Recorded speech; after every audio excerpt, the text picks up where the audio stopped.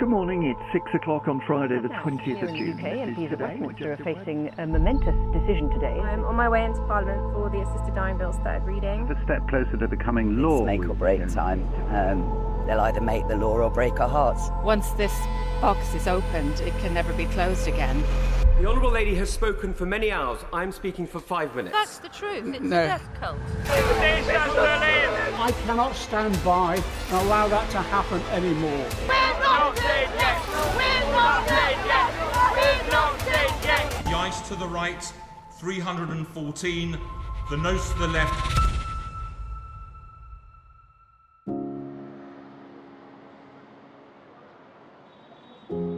On Friday the 20th of June, campaigners huddled in Parliament Square, holding their breath for the result of a vote on the Assisted Dying Bill. This moment was decades in the making. The Daily Express joined the fight to legalise assisted dying more than 3 years ago because it was clear Parliament wasn't listening to the public. The journey began in early 2022 in Suffolk. There, David Minns, a man battling blood cancer, calmly and courageously told us he wanted the right to choose, not because he feared death, but because he feared dying badly. David's daughter Katie had died the year before from a rare cancer, sarcoma, and 1 year after that interview, David died too, frightened, in agony, struggling to breathe, exactly as he had feared. Our Give Us Our Last Rites campaign gave a voice to the terminally ill and to families who have watched their loved ones suffer unimaginably. A slow suffocation over quite a long period of time, the most appalling death. I've never seen anything like it. It has highlighted the heartbreak of those who have travelled with their loved ones so they can have a dignified death at Dignitas in Switzerland. It was a death sentence, really, because he knew that you don't recover from motor neuron disease. I think it takes a great deal of courage and determination to clear-headedly decide that you want to die. And it was only the least worse alternative in his life. It has also seen those who are terminally ill share some of the darkest and most painful moments of their lives. I had been diagnosed with something nasty. We told you not to worry, because I'd still be there as you grow up. Something needed to change, and the public's voice was evident. More than 200,000 people signed our petition, and we triggered a Westminster Hall debate. We brought stories straight to Downing Street and spoke with then Prime Minister Rishi Sunak. And with Dame Esther Rantzen at the helm, who bravely revealed she had been diagnosed with stage 4 lung cancer, we refused to let Parliament look away. I am definitely running out of time. At the moment, it's a cruel mess. To know that her future has a dignified, pay-free end, it's huge. I know I keep saying the word huge, but it's just so massive that it's beyond words. Pressure was mounting. Then there was a breakthrough. Breaking news, a bill to introduce assisted dying. MPs will decide whether or not to approve the legislation of assisted dying in England and Wales. The strictest safeguards in the world. That is what the Labour MP Kim Leadbeater promises in the bill she has set out to legalise. This is not a law that would mean that everybody has to make that choice, but I think to give people that choice in some of the circumstances that we're hearing about today is really, really important, and the law as it stands is just not fit for purpose. Kim Leadbeater announced she would introduce a private member's bill seeking to legalise assisted dying in England and Wales. The bill would allow assisted dying for those with less than 6 months to live, only with full mental capacity and strict safeguards. It was a step towards change, but opposition voices were loud. Let's make sure we have lives and resist this heinous policy. Solidarity. And this whole demonstration is to stop any kind of legislation from coming to legalise what is essentially killing. It's killing, and we need to actually be plain in what we're saying. Those will be part of the debate, and I believe that at the end of that process... Any cult, though. You and your friend Esther Rantzen, is it? Support a death cult. I'm sorry, I don't see it like that. I don't see it like that. But that's the truth. It's No. a death cult. I quite like life myself, and my brother who died very recently. Is that it? It hurts, and then it's like, oh, end it No, now, end it. no, I've supported this long before it affected me. For 30 years, I've supported the right. But I try not to... Right, God gave you free will. You've always had that. I try not to speak in any aggressive way, and I won't to, but I am having a conversation with someone, so do forgive me. So we're in the middle of Why are you promoting this death cult? Have you spoken to anybody else from this group? Well, we're very clear about our campaign. Strong views on both sides. Yeah, but you don't advance a view by talking about death cults. After passionate debate, in November 2024, the bill passed a second reading in the House of Commons, 75. paving the way for months of scrutiny and a third reading.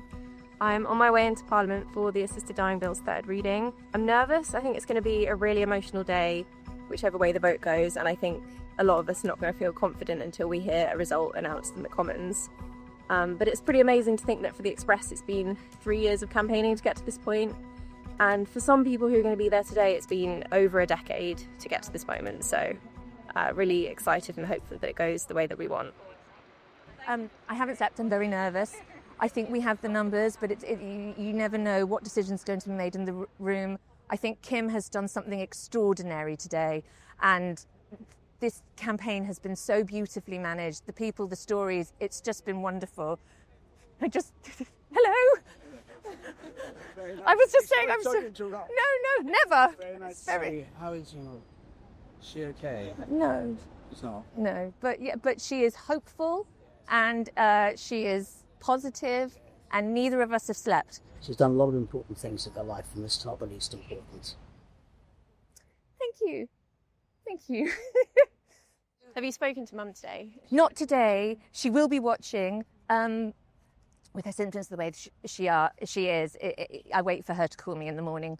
But last night we were chatting till 11, and she was very hopeful. We were just talking about how strong and brilliant Kim Leadbeater has been, and how beautifully run the campaign is. And you can just see the kindness and warmth, especially in opposition to that. And the stories, this is the most important thing. The people that have told us their stories, that have shared with us the things that have happened, that have been so brave and so courageous to come here every time and tell us these things that are so personal and so dreadful, and there's such strong reason for this bill to pass today, and I just hope the MPs have listened to them. We're here outside Parliament now, where both supporters and opposition are making their voices heard ahead of the vote. Behind me, the opposition have actually left their designated area down the road, and they've come to stand in front of Dignity and Dying's protest. So at the moment, the two groups are just trying to chant and shout over each other to get their message out.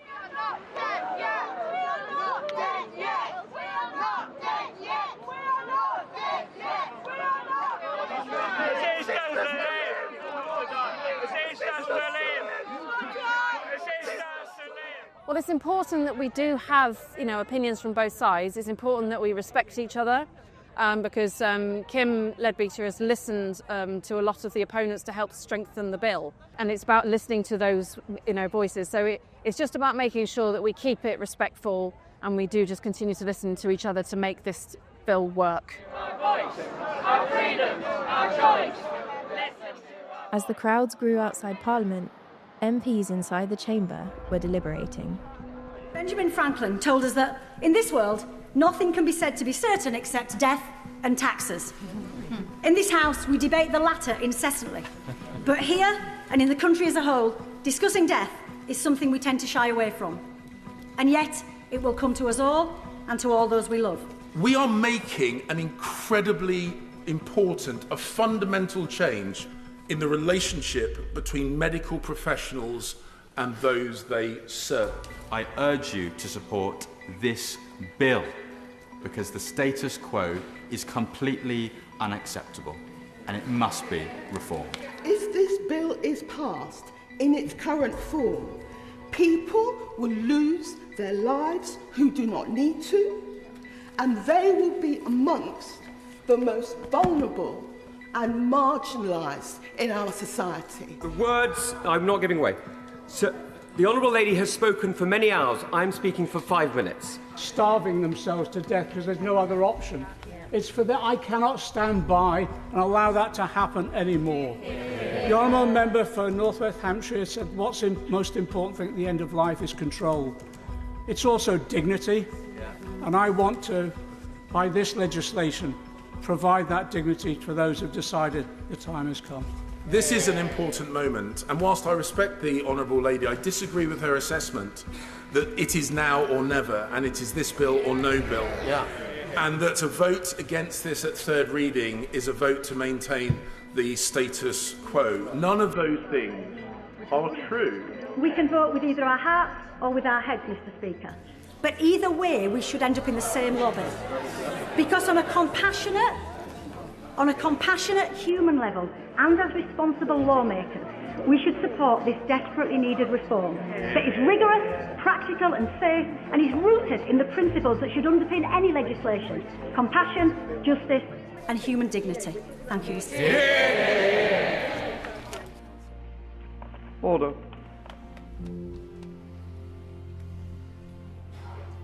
The ayes to the right, 314. The noes to the left, 291.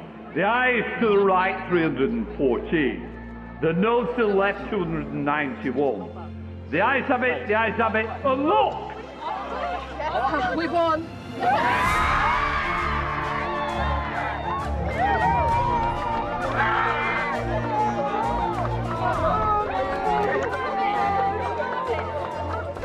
I think the vote was 314 to 291. And I know how much this result means to the families. This vote sends a clear message. Parliament stands with the public.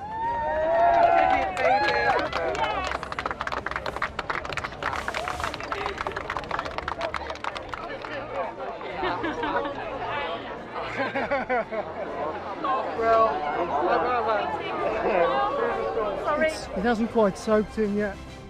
I'm relieved. I feel euphoric, but not happy.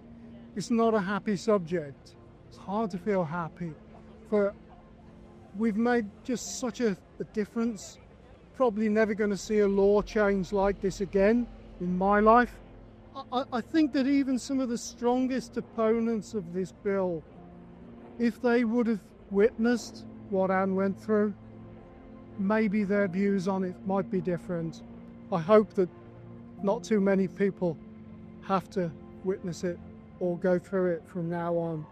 I am so overwhelmed and overjoyed and over the moon, completely wrung out. I think everybody that's involved in the campaign on both sides is probably completely exhausted, and it'd be nice to have the weekend just to reset. I sort of can't believe it. I really need to sit with it a bit more.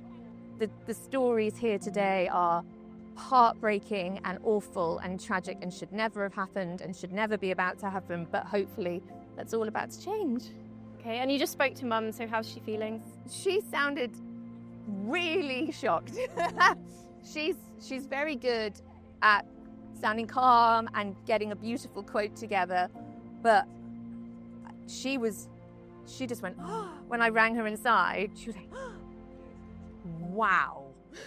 I was like, yeah, if there were 3 letters that described this feeling, it's wow. And then if there's 2 words, it's thank you. I'm just incredibly thankful, because at the end of the day, this is about dying people. It's about bereaved families. It's about the British public who really, really want this change.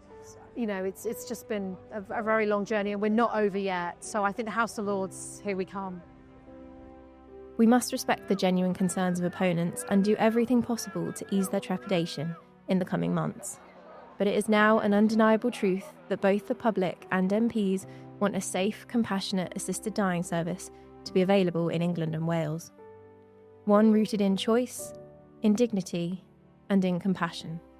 The Daily Express is proud to have stood with campaigners, and we will continue to ensure that the voices of those who have shared their stories remain at the heart of this historic fight for change. This isn't the end, it's the beginning for dignity.